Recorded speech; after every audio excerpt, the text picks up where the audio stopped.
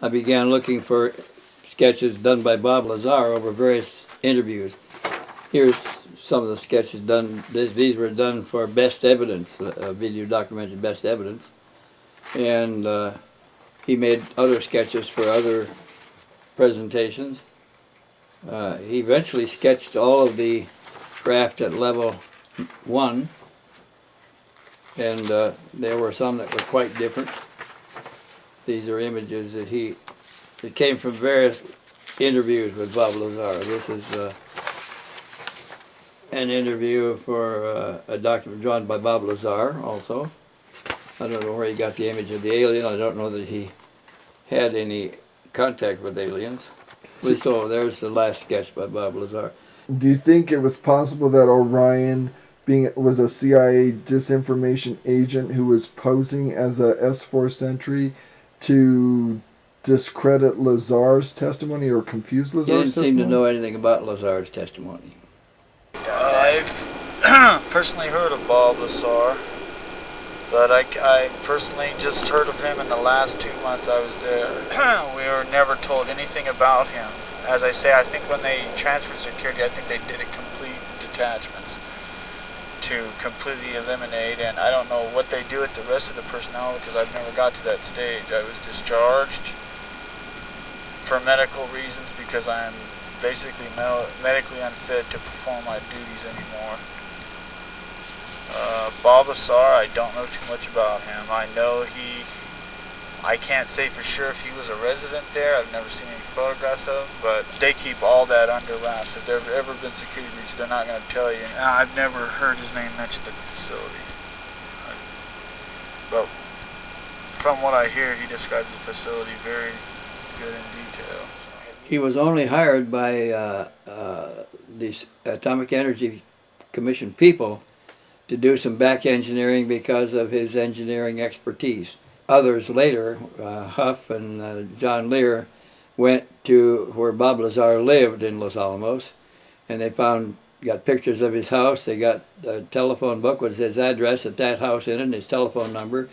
They even found a picture in the newspaper of him showing his home-built jet car.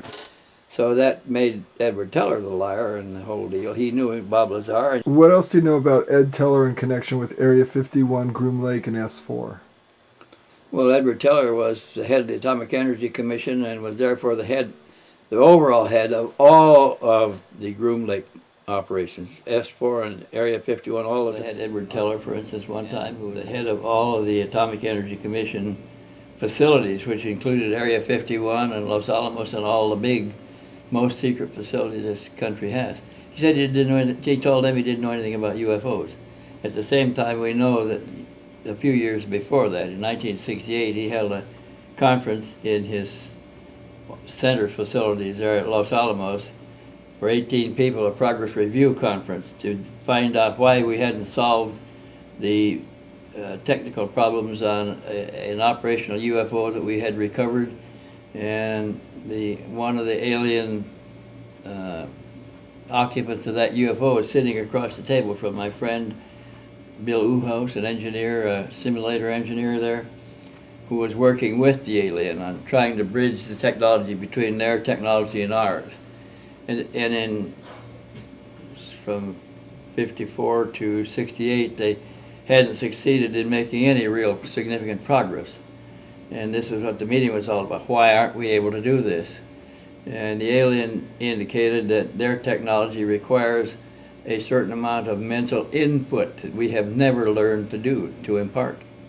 So maybe it has to do with a certain type of brainwave activity, and you have to be in a certain brainwave pattern too that we are not familiar with. And here's the same guy sitting at the head of the table with all of his scientists around there. Years later, is lecturing in Dallas for MUFA and says he doesn't know anything about UFOs. And Ed Teller, isn't he also the one who Bob Lazar claimed hired him to work at Area 51 and S4? On crashed UFOs. Right.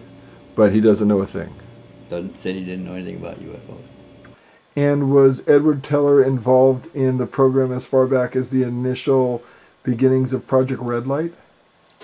He had to be. He was there during he took over after the atomic bomb project was finished and we began manufacturing bombs in quantity. He was still the head of the Atomic Energy Commission, had the most secure facilities in the whole United States.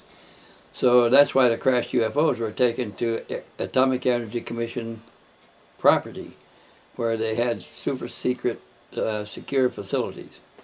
The only other place that housed a lot of this stuff that was being recovered was the White Sands Missile Test Range, which was equally secure in the mountains behind our White Sands desert.